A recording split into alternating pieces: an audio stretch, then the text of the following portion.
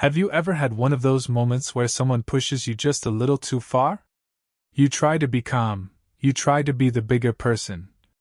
But then they cross that one line, the line that flips a switch inside you. For me, that moment came one hot summer day in 2005. When my best friend's sister decided it would be hilarious to throw a bag of dog poop at my car. Yeah. You heard that right. Dog poop. On my freshly washed car. And the best part? She smirked, like she just won something. But what she didn't know was that I had a plan that would make her regret that smirk for a long, long time. If you've ever been disrespected and just wanted to serve karma cold, or in this case, baked in the sun, then hit that like button, subscribe, and buckle up. Because this isn't just a petty revenge story. It's poetic justice, and it smells terrible. It was one of those sweltering midsummer weekends where the pavement looks like it's melting. The kind of day where stepping outside feels like walking into a hairdryer. I'd known Aaron, my buddy, for about 10 years. He was solid. Easygoing. The kind of friend you could call at 2 a.m., and he'd show up with a six-pack and jumper cables. We hung out a lot, usually at his place, a cozy little house he shared with his mom and his older sister, Tanya. Now, Tanya and we didn't exactly get along. From day one, there was this weird tension. She had that resting superiority face, like every word out of her mouth was just slightly better than yours. And the dogs, oh, the dogs, they hated me too. Two small, angry Jack Russells that barked like their job depended on it. Still, I didn't mind much. Aaron was my friend, and I wasn't going to let his sister ruin that. That day, I was just dropping by, six-pack in hand, ready for a few beers, some laughs, and maybe a few rounds of video games. But as I pulled up in front of the house, I saw her, Tanya, walking back from the park. Dog leash in one hand, and in the other, a tied-off plastic bag swinging from her fingers. And before I could even put the car in park, she looked right at me, smiled, and flung the bag straight at my windshield. It hit with a splat. A big, disgusting, brown-green splat. I froze. You know that moment when your brain refuses to process what just happened? That was me. I stepped out of the car slowly, like I was defusing a bomb. The smell hit me first. That warm, sour, unmistakable smell of dog crap baking in the sun. I looked at her. She was still smirking, tugging her little dog along like she'd just done something clever. Didn't say a word. Didn't even look guilty. That was the moment I decided. No yelling. No argument. No scene.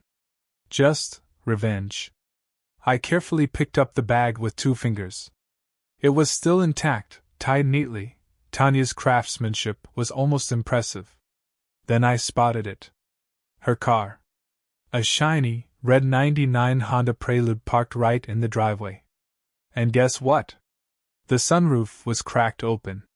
You ever get an idea so perfect it almost feels like destiny? Yeah, this was that. I walked over calmly, pretending to check my phone. Heart pounding, but face calm. No one was outside. I could hear the hum of cicadas, the distant sound of kids playing, and somewhere, a lawnmower droning lazily. I leaned over her car and gently dropped the bag right through the sunroof. Plop. It landed perfectly, right on the passenger seat. Mission complete. I walked inside, feeling lighter than air. Tanya was in the kitchen, sipping something cold.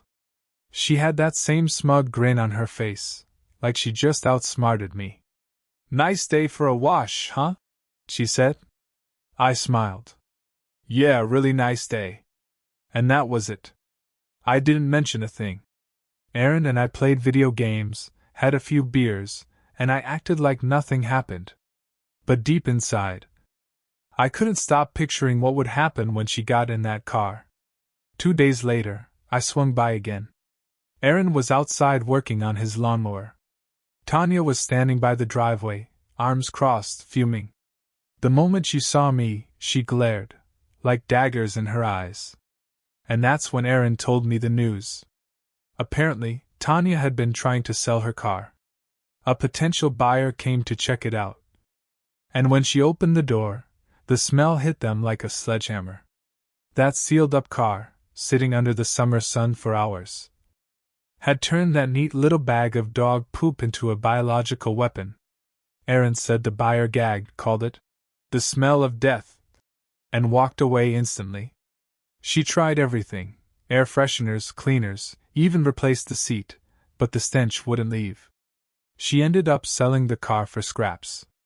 When she told me, her face was red with anger and embarrassment. And I couldn't help it. I laughed. You know what's funny about revenge? It doesn't always need to be loud. Sometimes the quietest payback, the kind that just happens, hits the hardest. Tanya never threw anything at me again. In fact, she barely spoke to me after that. Maybe she finally understood, actions have consequences. And me? Every time I walked past that empty driveway where her Prelude used to sit, I smiled a little.